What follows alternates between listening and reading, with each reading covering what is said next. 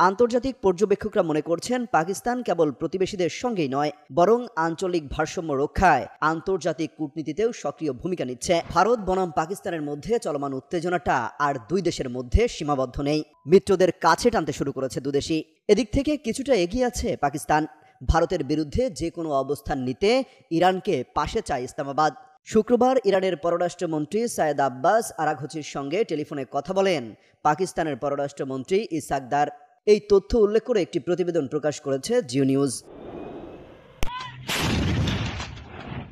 এরই মধ্যে সীমান্ত এলাকায় দুই দেশই সেনাবহর বাড়াচ্ছে, জড়ো করছে অত্যাধুনিক সব সমরাস্ত্র।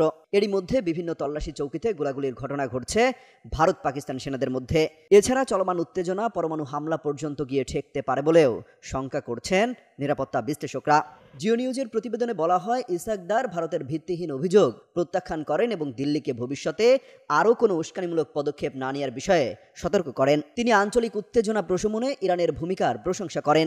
এছাড়াও ইরান ও যুক্তরাষ্ট্রের মধ্যে ওমানের মাস্কাটে অনুষ্ঠিত সংলাপের জন্য ইরানকে শুভকামনা জানান দার।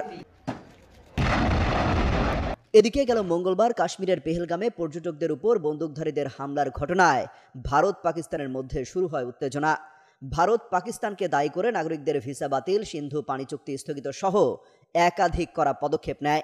জবাবে পাকিস্তানও ভারতের নাগরিকদের ভিসা বাতিল, বাণিজ্য স্থগিত এবং আকাশসীমা বন্ধের ঘোষণা দেয়। শুধু তাই নয়, উত্তেজনা ও পাল্টাপাল্টি পদক্ষেপের মধ্যে পাকিস্তান ক্ষেপণাস্ত্র পরীক্ষার প্রস্তুতি নিচ্ছে এবং ভারতও তার প্রতিরক্ষা ব্যবস্থা সক্রিয় করছে।